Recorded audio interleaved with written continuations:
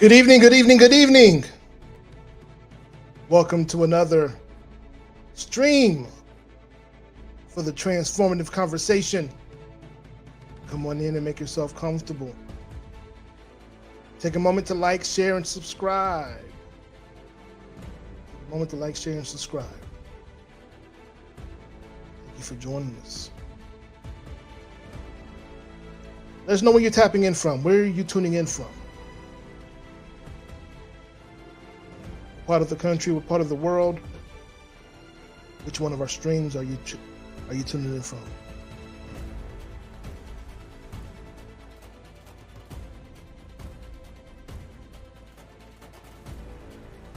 Hello, good people. Are you ready for another conversation, intriguing conversation? One that could change your life. Present you with an opportunity to make different decisions, make higher, more tuned decisions. I hope so.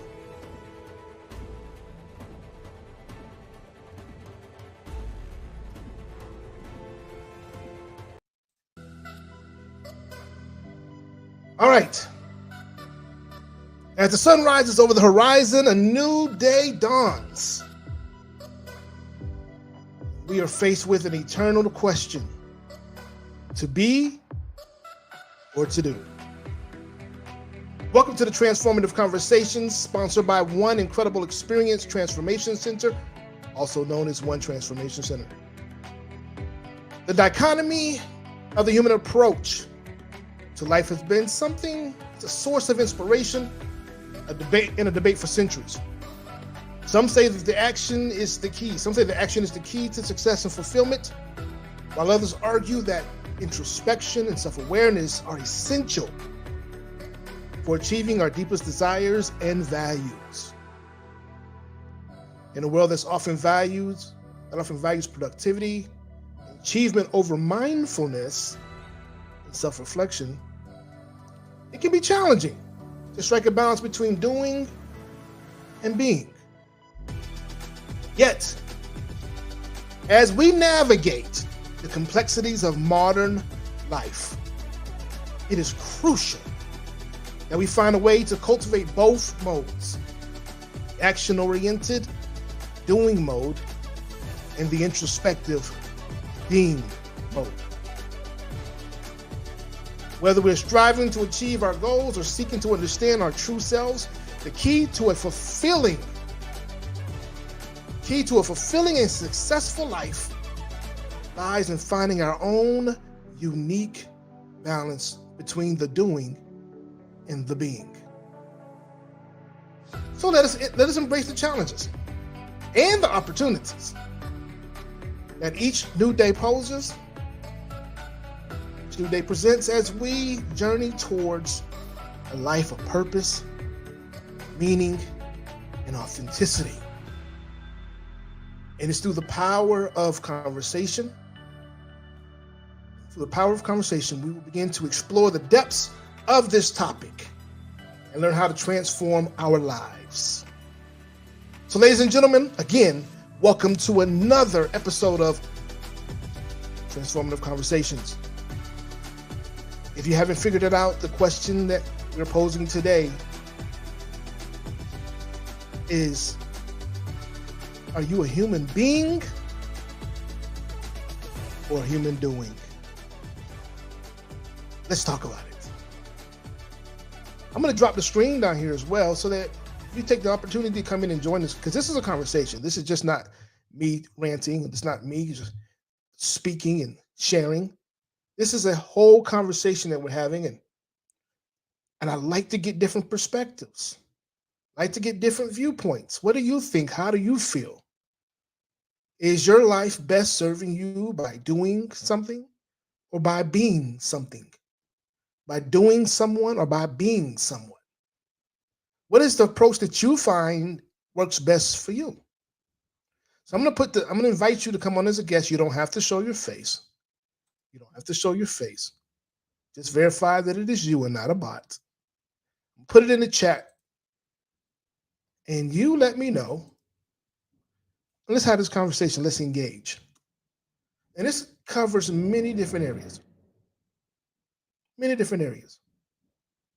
This covers your work life, your home life, your relationships, whether it's your intimate relationships or your relationships, the friendships, your work friends, the work relationships that you have, social relationships, whatever the case may be.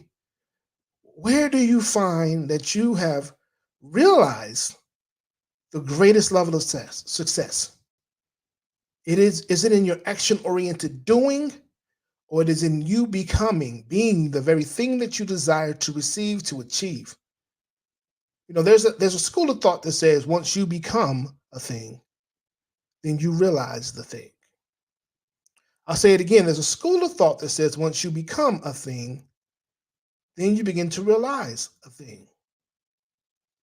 And one of the things that's very essential is that we find our balance. We find our balance. And what do I mean by that? Many times we are operating in these space of extremes. We like to operate out of extremes. We go, the pendulum swings one way and then the other. We have our highs and then our lows. We never find that stabilizing, consistent middle ground that allows us to be able to tread ground, that allows us to begin to be productive on a consistent pace.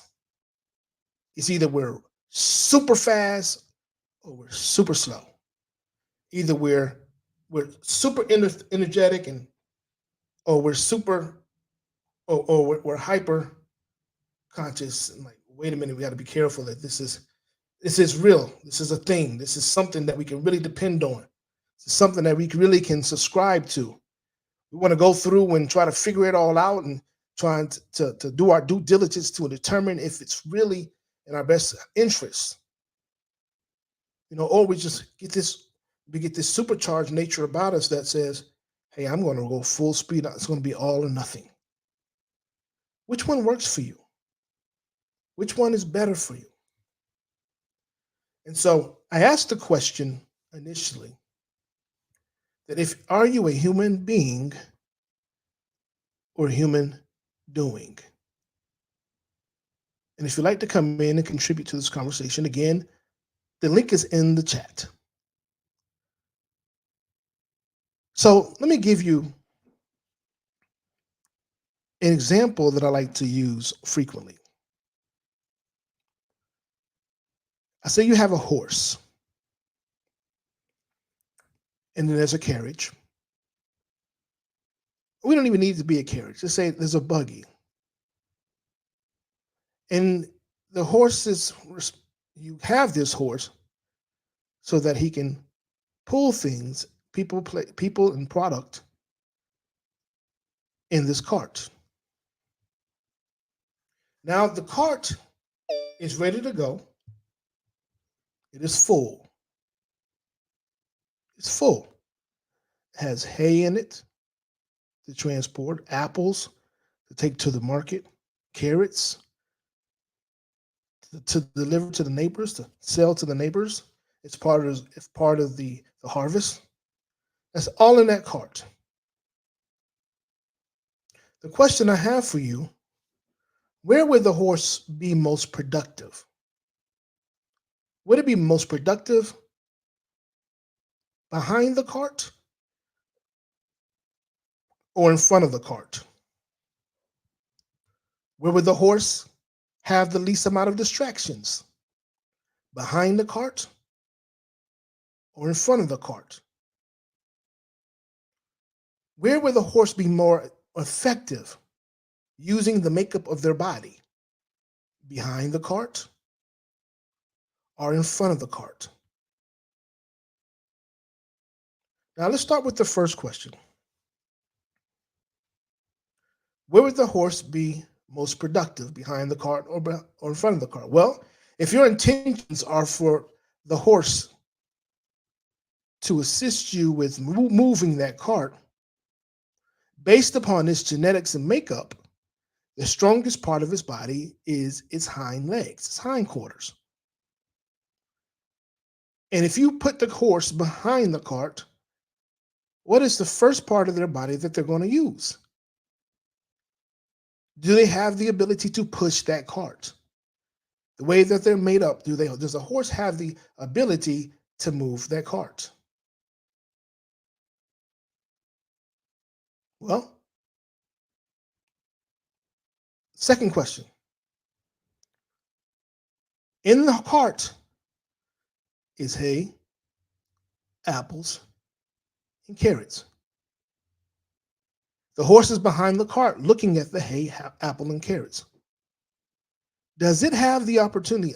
Is it going to be distracted by those three items that it has an affinity for? Or is it going to be focused and disciplined enough to attempt to move that cart despite seeing all those tempting pieces, those tempting observations? I also submit to you, which way is easiest for you to be able to move that cart? Well, all three answers say that it is easier for the horse to be in front of the cart. Why? Because its hindquarters are stronger, so it's easier to pull than it is to push. And two, it cannot see. If it does not see a distraction, it cannot be distracted. Correct? Correct. That, ladies and gentlemen, is the parallel of doing versus being. Your doing is the push. Your doing is the action, the force, the willing something to be working harder instead of smarter. That's the doing. The dynamic of the being is the dynamic of the being is using your strengths, becoming your assets, utilizing your skills to achieve the objectives, which is something that's created from the inside out.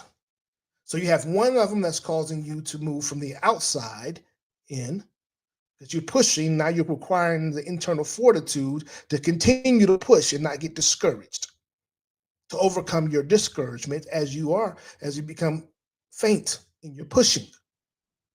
When the other one says, I am that I am, and I have, and already within me is the will to be successful. Success is within me. So I'm going to utilize the very things, the very essence of who I am to realize that success. Not force, but allow. You know, I heard a great quote the other day from Jay-Z, and he was saying that most people will accept whatever is available for them, and that's their sense of allowance. They'll allow that to be enough. They'll go with the flow, which can also be translated as being. They'll go with the flow. But I contend that the true sense of being is becoming the flow. Becoming the flow. And when you become the flow, now things just naturally and progressively surrounds you, undergirds you, and supports you to realize the thing that you are obtaining, the thing that you are desiring.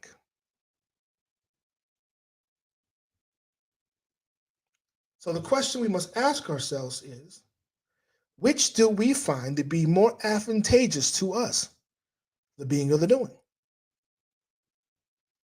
I'll pose this to you. Would you prefer to push a car uphill or sit in it while it's coming downhill?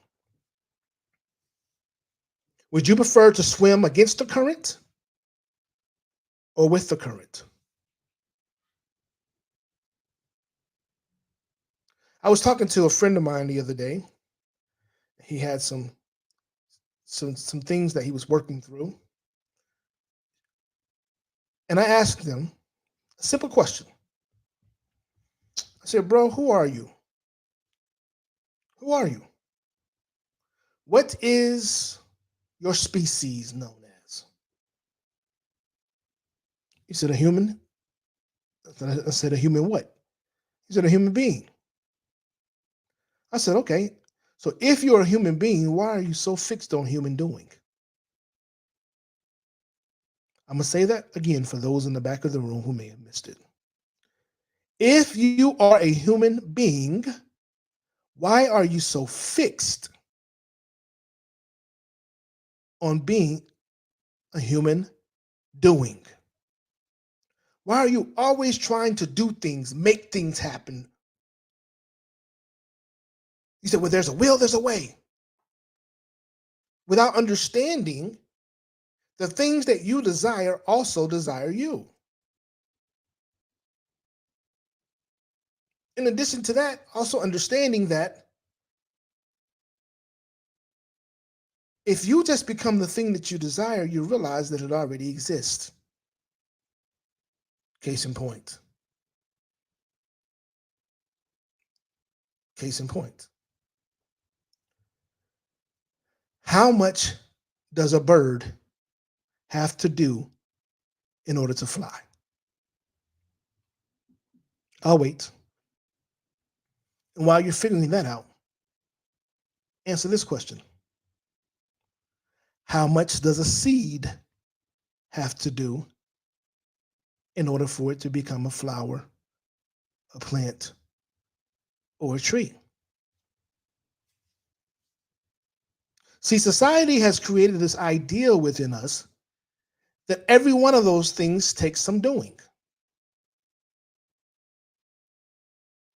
But I'm going to push back on that. Let's begin with the bird. The bird naturally has two wings, correct? So since the bird naturally has two wings, isn't it its natural inclination to fly?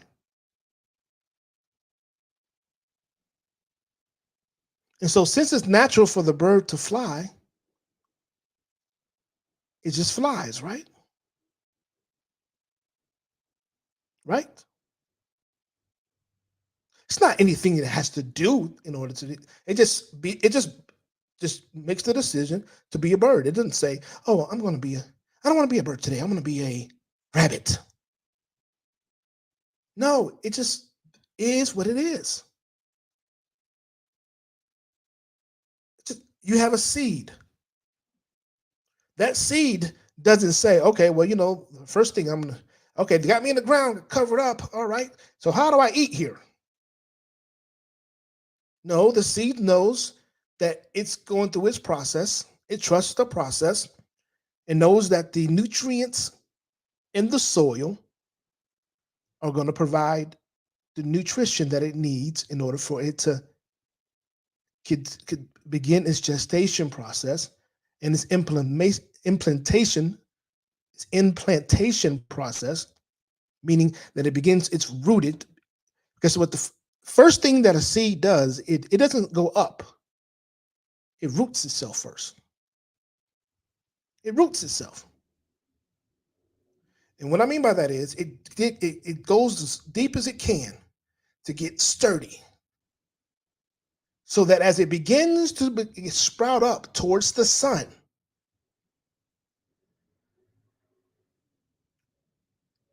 it will not be wavering.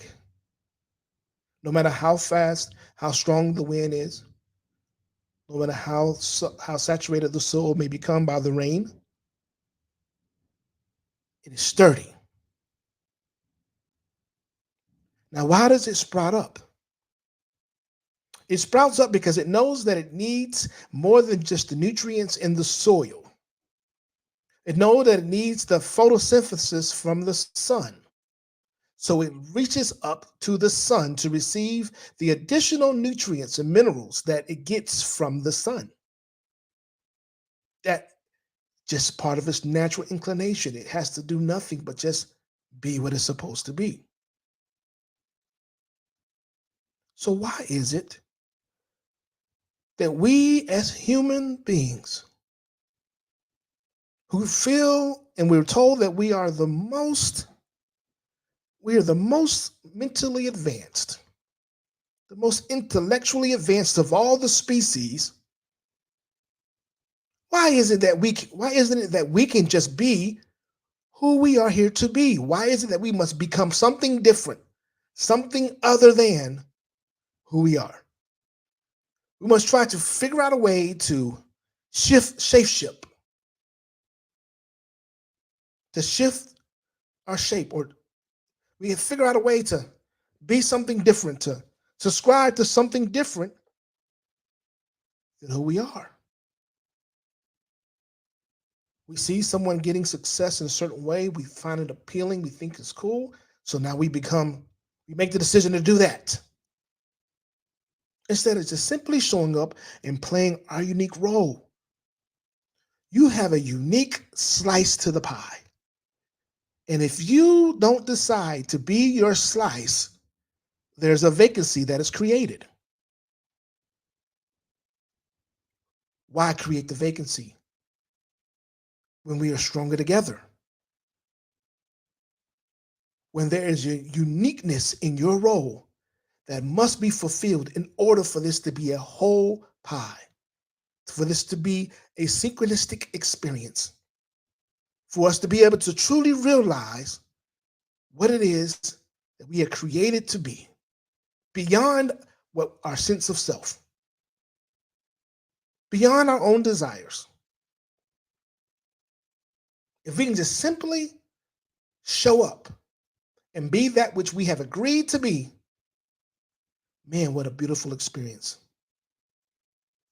So the question I have for you is, how much stress have you caused in your life by you deciding not to be authentically who you are?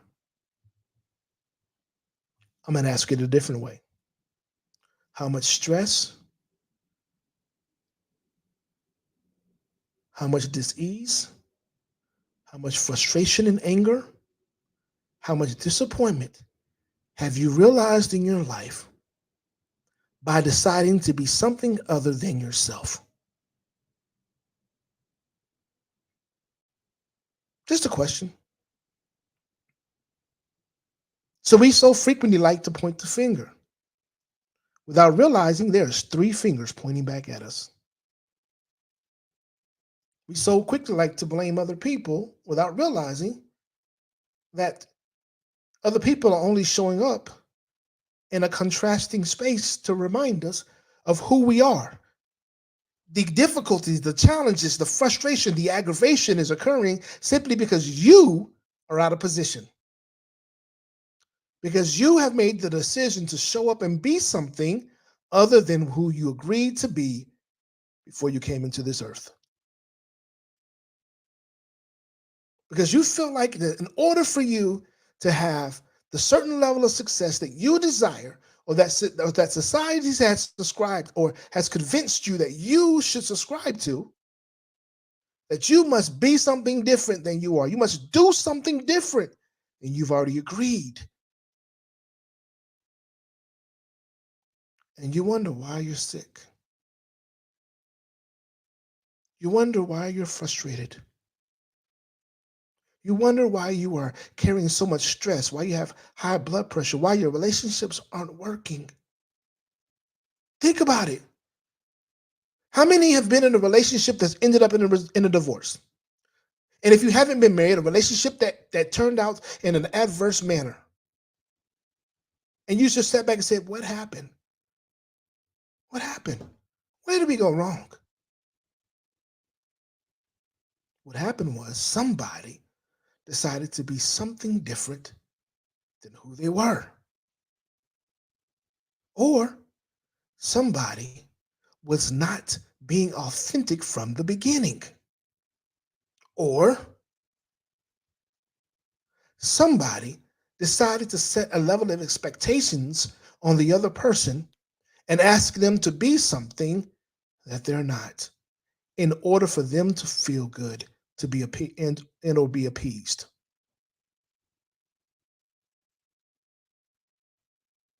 Why? But we like to blame external forces without realizing by doing so, we're now operating in victimhood.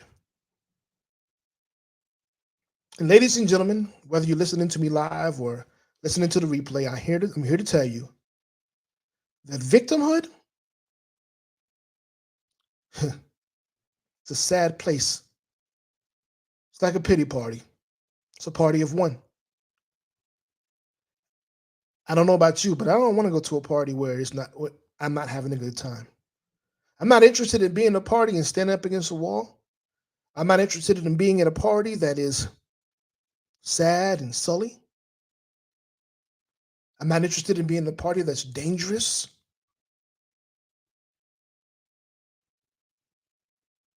So please do not submit your application, your invitation to me to your pity party or to your space of victimhood. That's not a neighborhood I want to live in. Whether that's you carrying on ideas and philosophies that no longer serve you from yesteryears,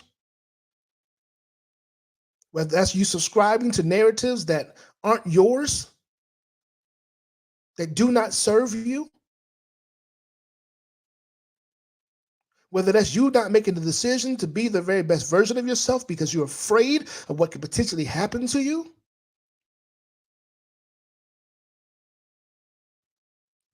that's you sentencing yourself to a neighborhood of victims. And I'm here to share with you today, you cannot be a victim and victorious at the same time. I'm going to say that again. You cannot be victorious and a victim at the same time. It doesn't work. It doesn't work.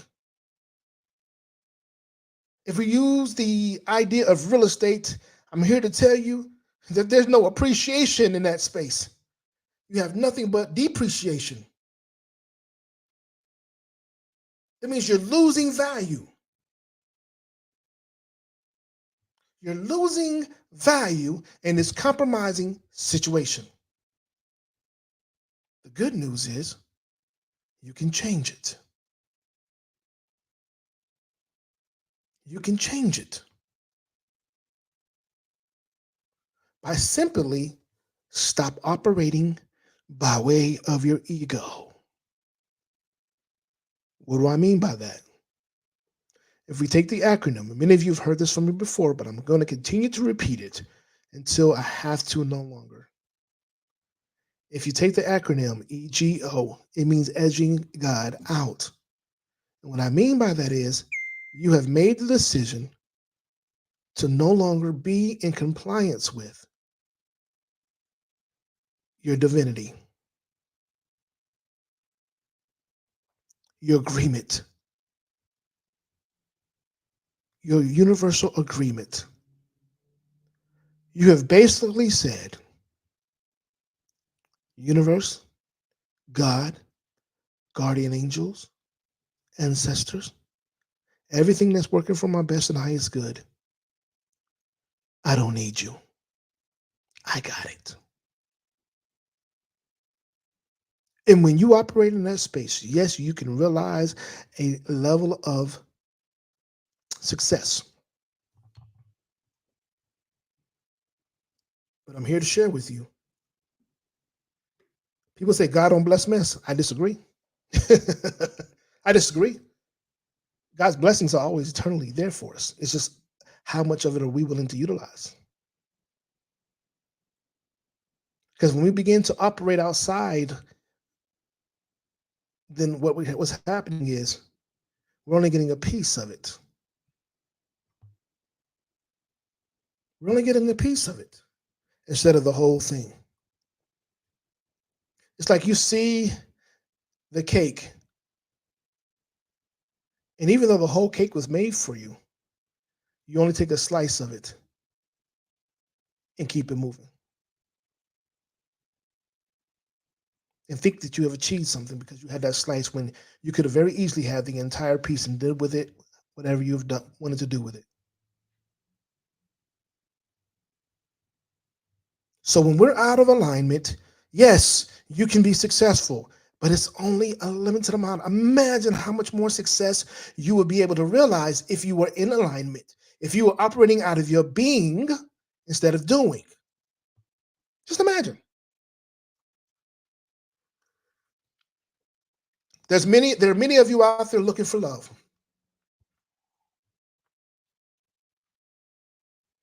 There are many of you out there looking for love. Take these glasses off. My vision's been a little blurry today. But I'm gonna take these glasses off so I can really see you, so you can look in my eyes. There are many of you out there looking for love. You're doing everything to find love. You're on the dating sites. You go to the meetups. You change your wardrobe, your outfit. You may even get in the gym and do all this fitness and everything to get your body right to make you more physically appealing. You may go get some injections and shots and surgeries to make it, so that you can feel like you can be more attractive based upon what society says is attractive.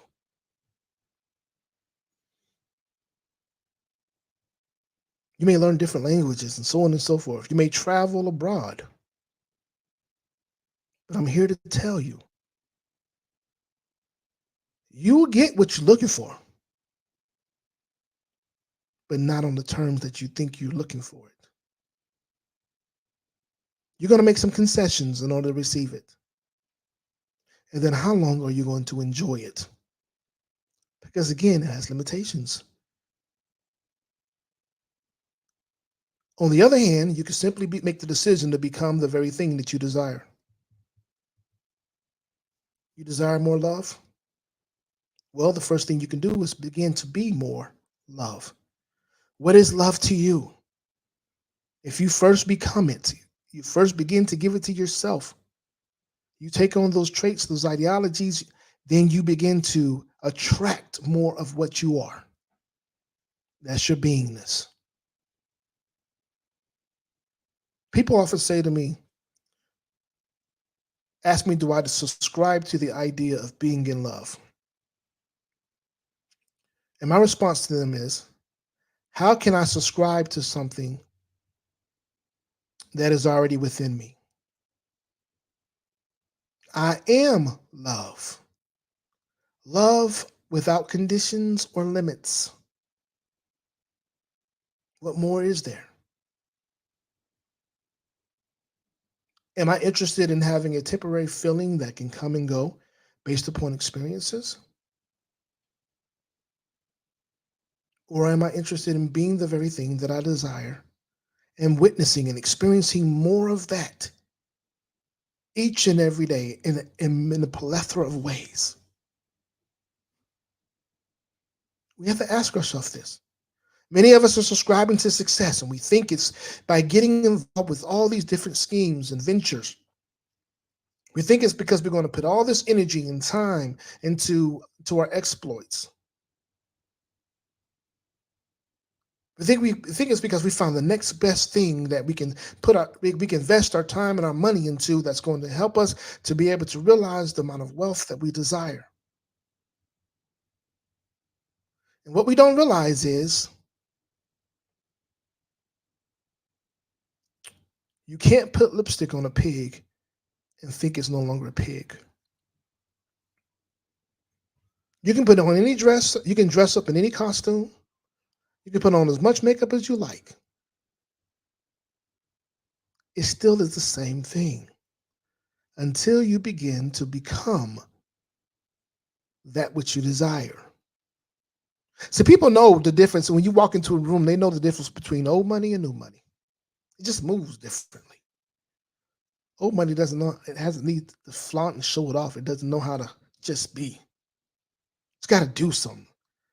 I'm sure, I'm asked this question, I know the answer to it, but I'm sure you've been in some spaces and you just say, oh my gosh, you're doing too much. They're just doing too much. Why are they doing so much?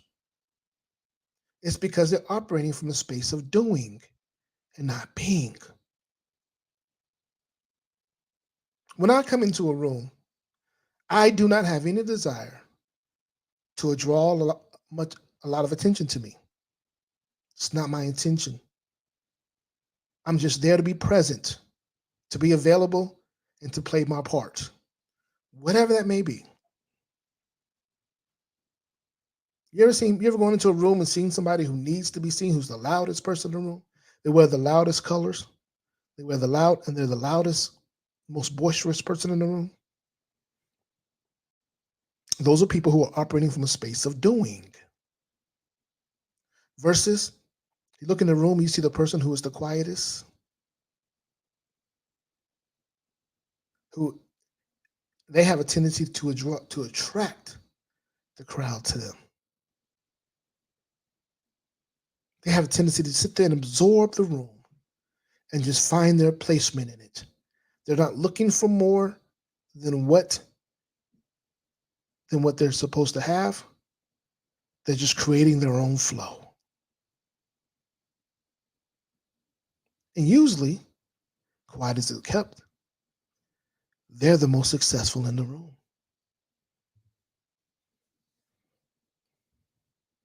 Same thing in our careers.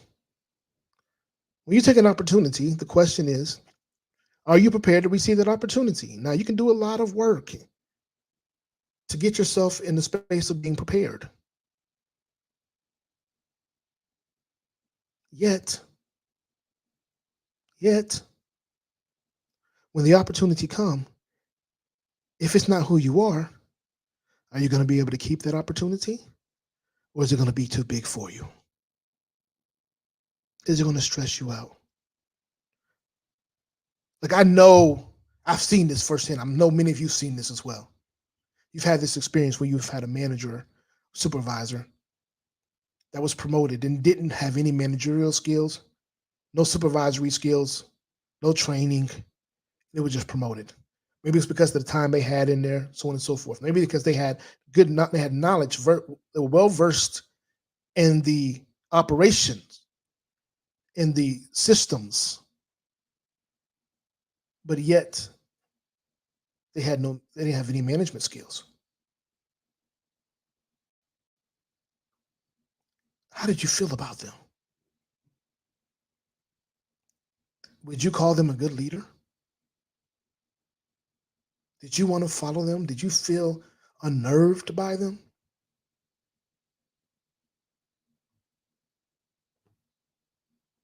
But you have those who get themselves ready so they don't have to be ready.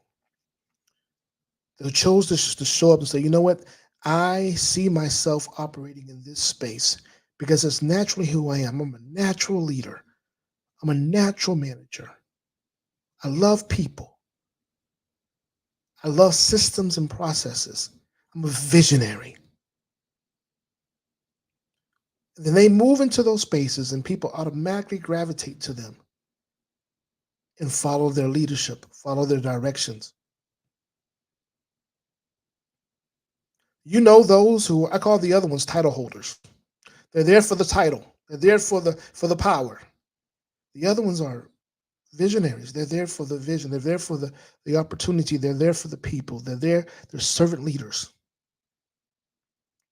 It's not about them, but it's about the role that they're there to play. That is their natural role. And they're just seamlessly stepping into it. There are people out there who are going through some sicknesses, some ailments, some diseases right now.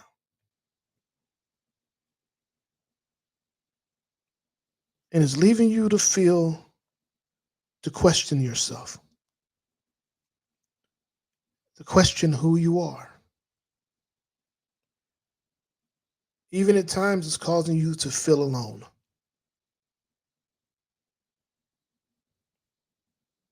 I want to challenge you. Your recovery, your rehabilitation is not in the energy and effort that you put out. It's not in your output. But it begins in your mind, in your mental fervor, and you knowing that you are life, knowing that you are strong, knowing that you are vibrant, remembering that you are whole, perfect, and complete, regardless of what the external looks like.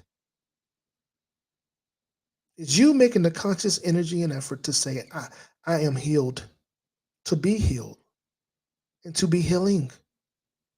I was talking to a good friend of mine, and she was talking about when she was in the hospital and she was indisposed, and people kept coming in, nurses kept coming in, checking on her, and they would make comments like, I just came to see if you're still here. She said, well, where do you think I'm going? Am I going? And they said, well, we don't know. We thought that maybe you'd be leaving out of here.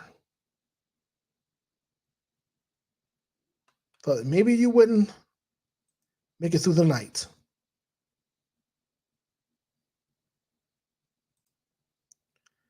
And she says, nope, I'm still here. Because she had life and vitality. She knew she was life. She knew that she was strong. She knew that she is recovered, that she would recover, not because solely of the effort, but it was the will to live, the will to be free, the will to be flexible, the will to be vibrant, the will to be independent. And that will is not something that you do. It is just who you are. It's either in you or it's not. You can't force it. It's a decision you have to make. Being is all about who you decide to be. Doing is what you choose to do.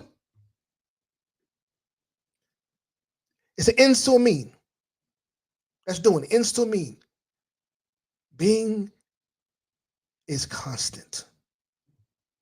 It's the journey, not the result. Same thing for forgiveness. We had a show a couple of weeks ago about forgiveness. Forgiveness is not something you do, it's just something you are. Either you are a forgiving person or you're not. That's simple. Either you are a forgiving person or you're not. Because forgiveness is not even about the other people, places, and things. It is about you.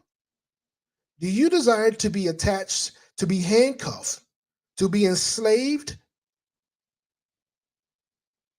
to an experience that does not serve your best and highest good?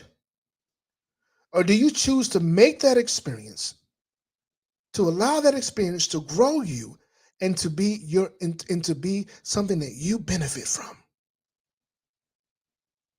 So are you going to be crippled by it, or are you going to benefit from it? Yet the only way you can benefit from it is by being forgiving. And that forgiveness begins with ourselves in the way that we see a thing, the way that we think about a thing, the need to create a villain in a situation.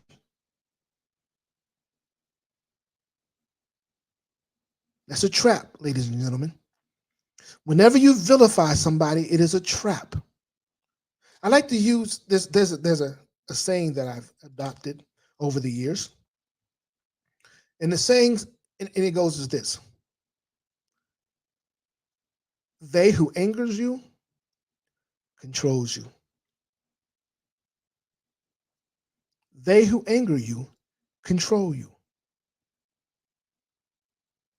Think about it. There are people, places, and things in your life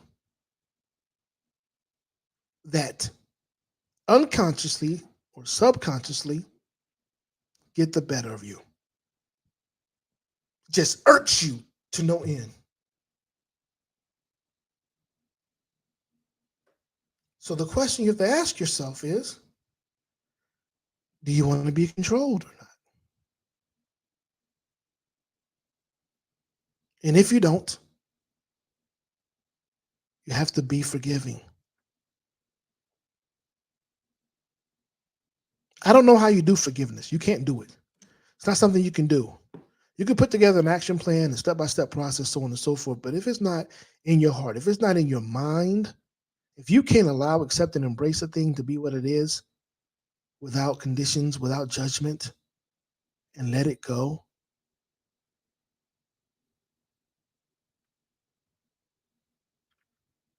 then you're still attached by it, attached to it. So these things will continue to show up to give you the opportunity to realign and reconnect. So as I stated earlier, when we do things, we're out of alignment. When we begin to be the thing that we desire, we are in alignment with our purpose, with our true sense of self, with our authentic selves, and not this idea that we have concocted or adopted by way of society, by way of a narrative that we think that will allow us to be more successful, that would give us a truer sense of happiness, that we think that would get us into the house that we desire, drive the cars that we drive. When we make it about the material things, it's all about our doing. It's our ego now. But when we make the conscious decision to be what it is that we desire, oh, that felt good when I said that. To be what it is that we desire, to be in alignment, to be authentically who we're supposed to be. That's the difference between human doings and human beings. Being authentic who you're supposed to be, then and only then will you realize the very things that you desire. You align with that which is here to support you. You truly know a sense of joy. Because when you do things, you're going to have some happiness, because happiness is it's temporary. It's conditional. That's all based upon experiences. But what's the thing that's consistent? That consistent thing is what we call joy. So are we going to allow ourselves to have a sense of consistency by truly being in alignment with what it is, with who we are here to be? Or are we going to go out and try to create a sense of, we're going to go out and try to create this space of temporary happiness? I'm not. I absolutely not. I'm tapped in. But truthfully, if I'm being honest with myself, I'm being honest with you rather, I've been on that side of doing. And I did very well. Very, very well. Has had a greater level of success that most people ever see in their lifetime. But here's the caveat. It was temporary. I know people, I have relationships with people who did astoundingly well financially. And then they became ill. And upon their illness, they realized if they had to do it all over again, they'll do it differently. That the money and the thirst and the quest of the money isn't as fulfilling as they thought it would be.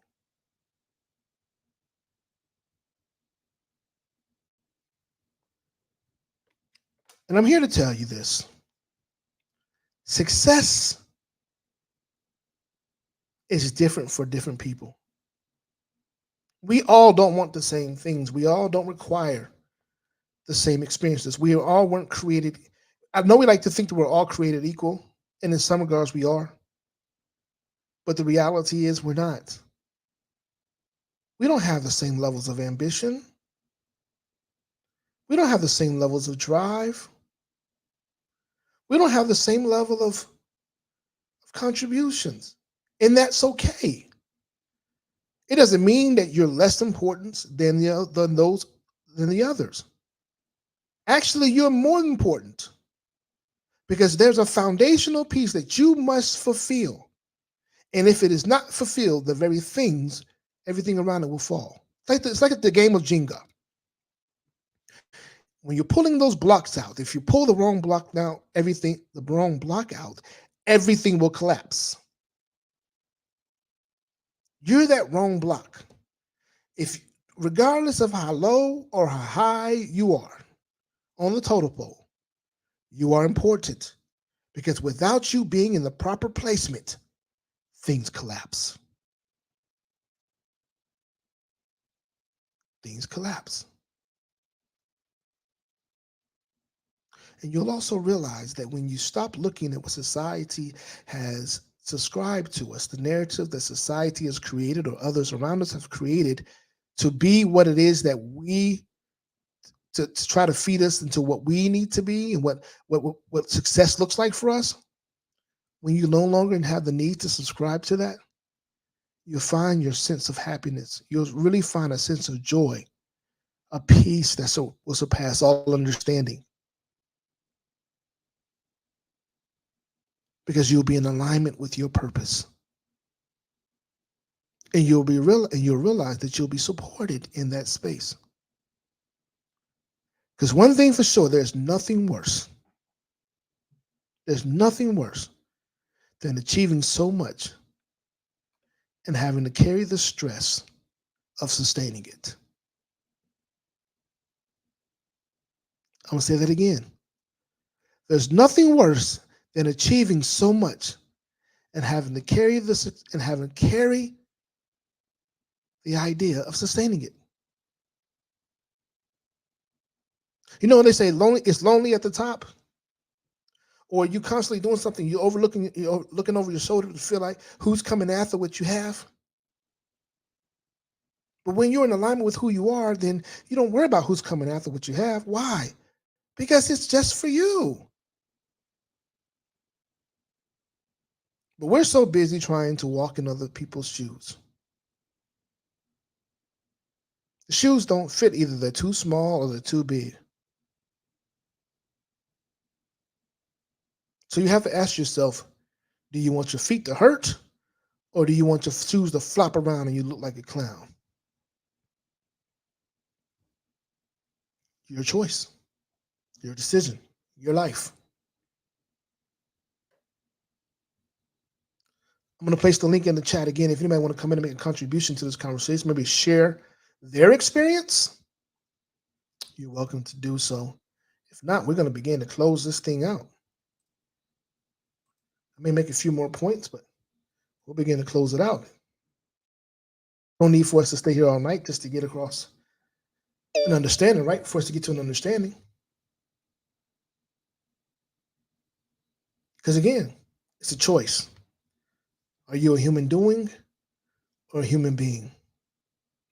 And why is it that we who are the most evolved, we believe that we're the most evolved creature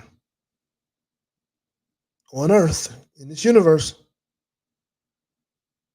Why is it that we are the only ones who are attempting to be something other than we're not?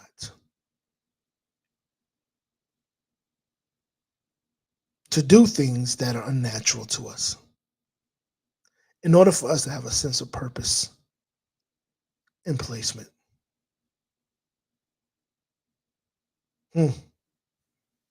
Interesting. Very interesting. So I'm going to bring up another point here.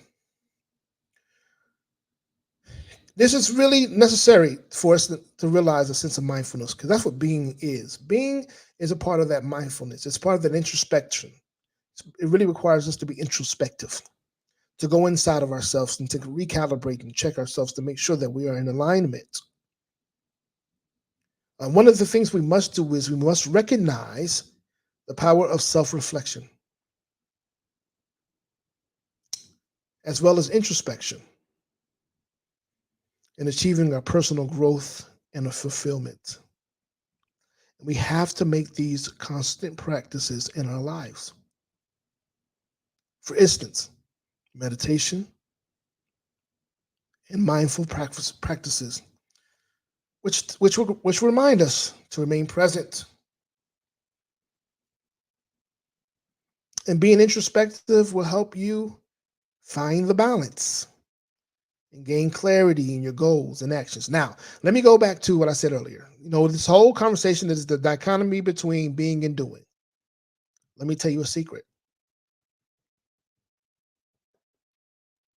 You can do things, but does that mean that you're being anything? However, in your beingness, action takes place. Doing comes by way of your being. When you become something, your actions automatically follow. But the difference is you have one that has an atmosphere of stress and strain, while the other is it's effortless. It's ease. It's fluid. It is the flow.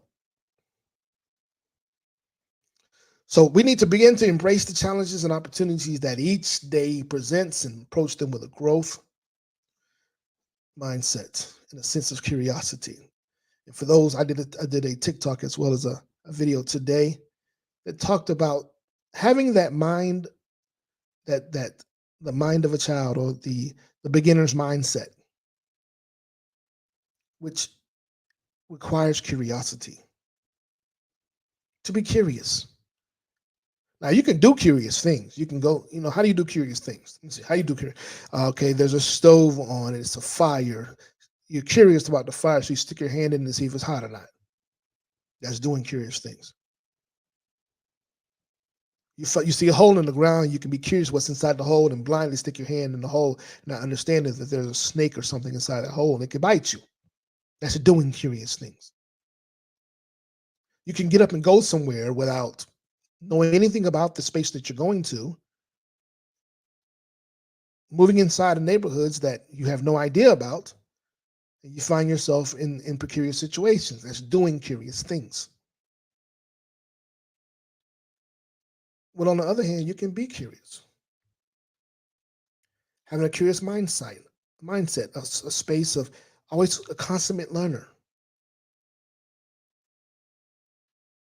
I want to know more about this. I desire to know more about that. I desire to reach deeper inside of myself to get a greater understanding of who I am and why this world ticks the way that it ticks. It moves the way that it moves. And what role do I play in this world to ensure that uh, I'm on purpose and being purpose filled? It's a choice. It's a choice. So, a few keys: you want to take actions towards your goals and dreams, but remember to also celebrate your progress along the way and practice self compassion. Be understanding to yourself. Don't beat yourself up. See, that's what happens when you're in that doing mindset. You want to beat yourself up. But when you're in the middle of the process, where you're smelling the roses, again, that doing mindset is it's the income. You're looking for the outcome. But again, in that being mindset, that being space, it's about the journey. You're stopping to smell the roses. You're looking at the landscapes and appreciating every blade of grass, the trees, the forest, the oceans, the water, the calmness of the seas, the range of the mountains, the heights, the peaks of the valleys, the animals as they're meandering through, just being who they are. You appreciate those things. You begin to see the rainbows as they appear on the horizon. You'll recognize things that you've never seen before simply because you decided to be present. Okay? Also, I need for you to prioritize your self care. Stop looking for people to provide for you. Stop looking for people to take care of you. And you prioritize, prioritize your self care by taking care of your physical, emotional, and mental health. We spend so much time taking care of our bodies from our necks down that we forget about our mental health.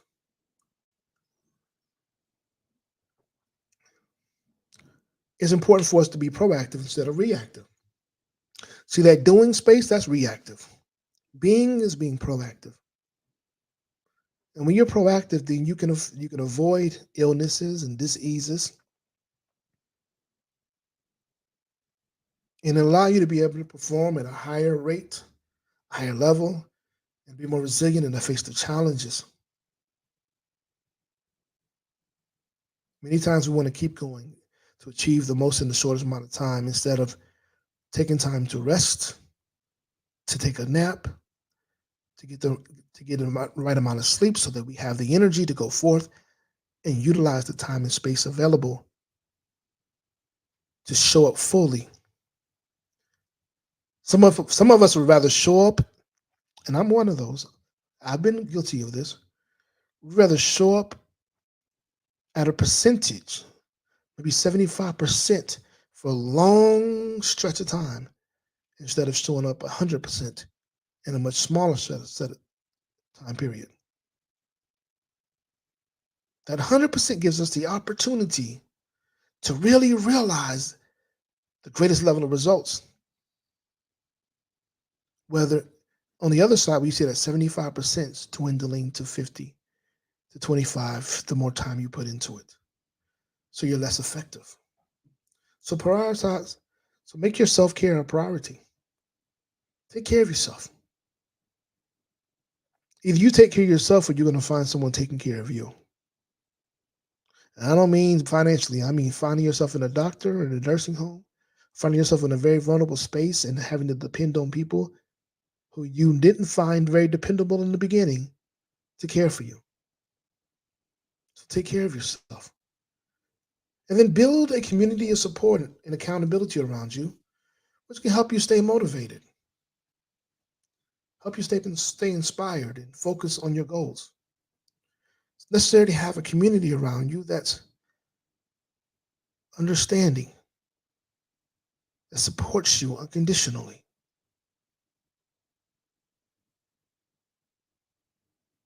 And then next, you want to explore new experiences, new perspectives, to expand your horizon and challenge your assumptions, which can lead you to personal growth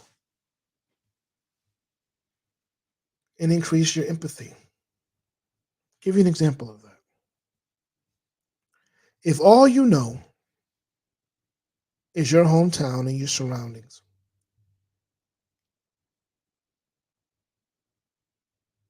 then that's all you know, right?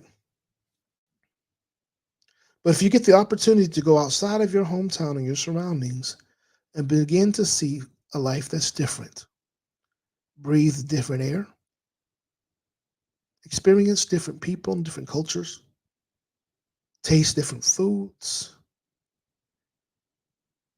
now you realize that the world is much bigger than your limited space, which allows you to begin to expand your horizon, your understanding, which also begins to allow you to become more empathetic to people.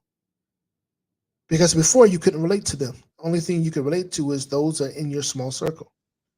But now you've expanded your circle. It allows you to have greater relatability to other people, other places.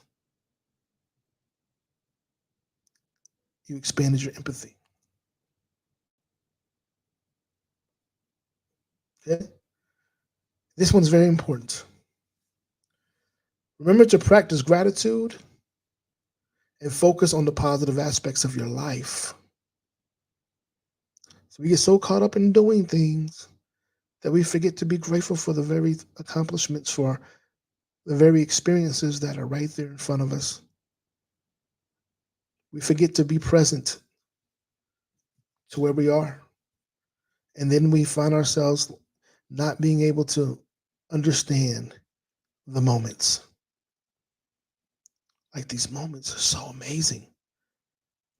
You can't begin to understand them because all you did was focus on the next moment and the next moment and the next moment without realizing you are doing something historic. You are experiencing something amazing and you're oblivious to it. So begin to practice gratitude in each of your accomplishments. Even if, no matter how big or small.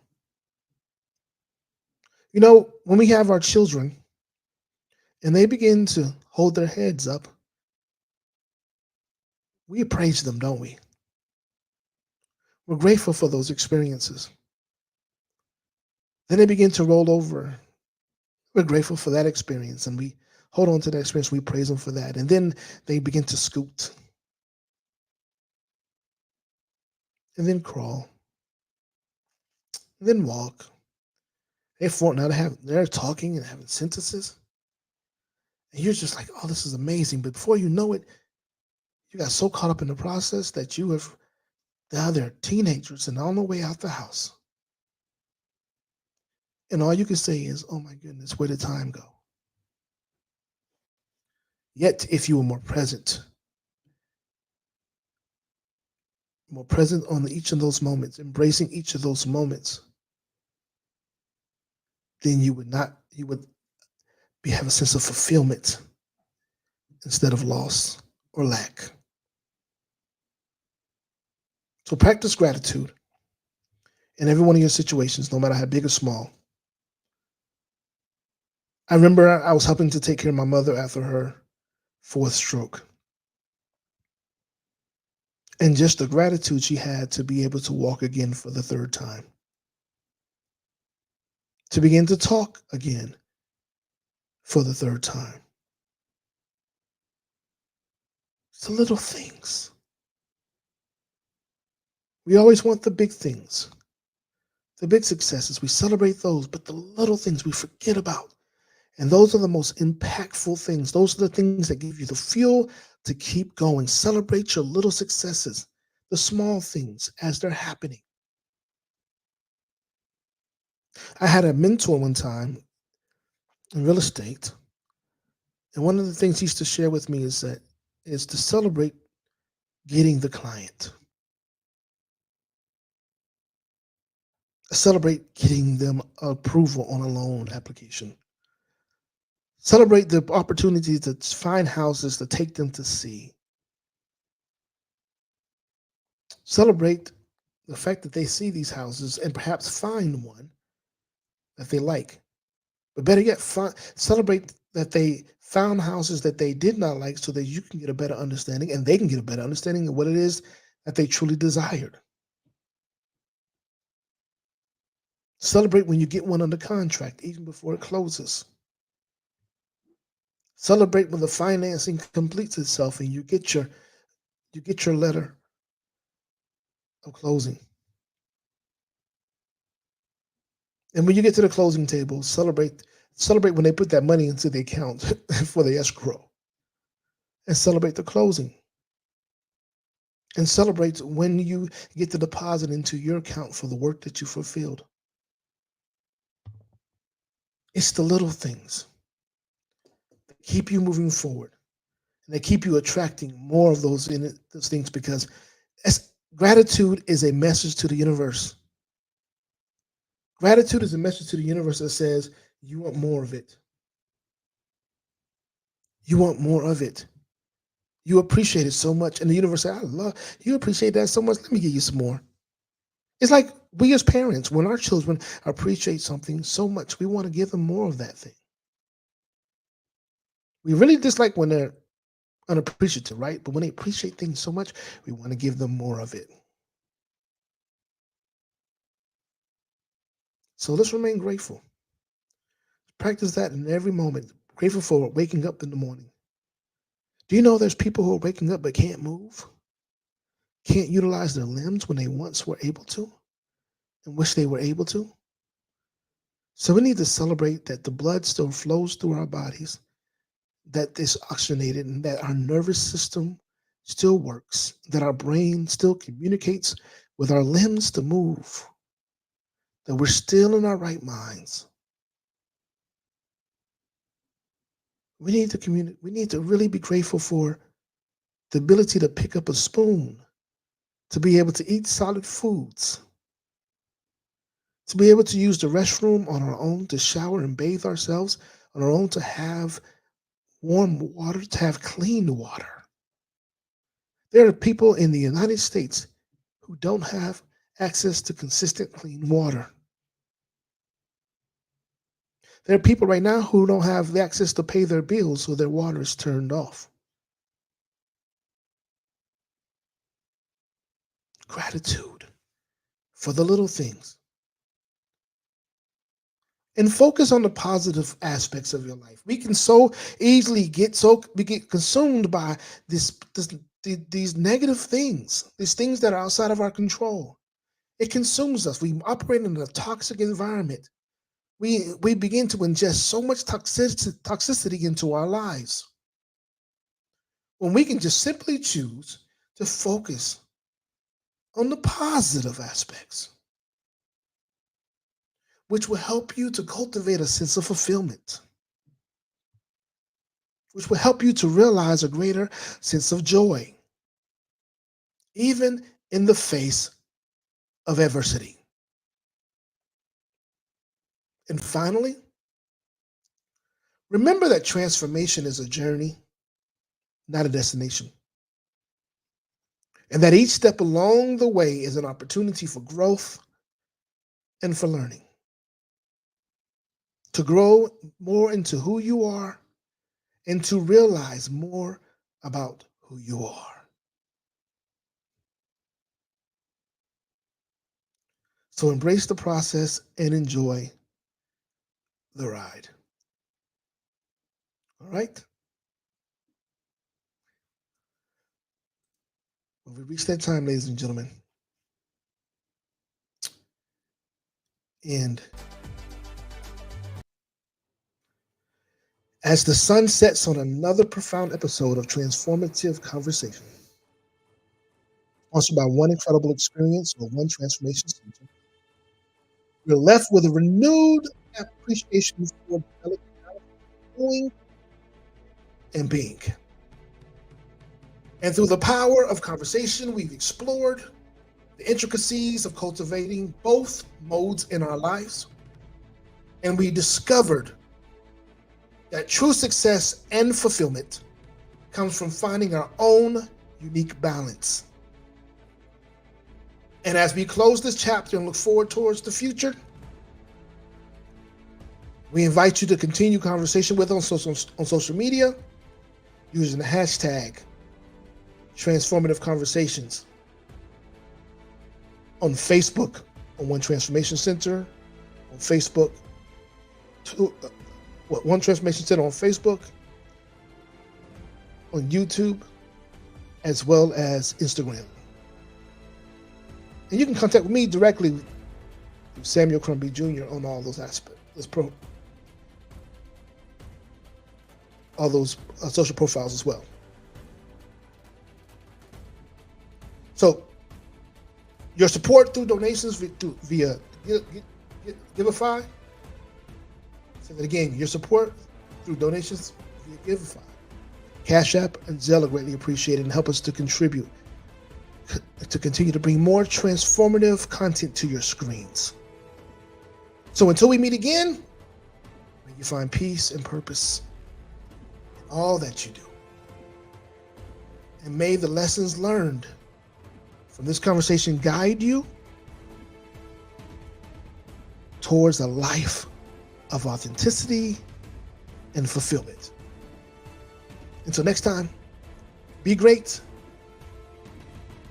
and be the change you desire to see. Love you.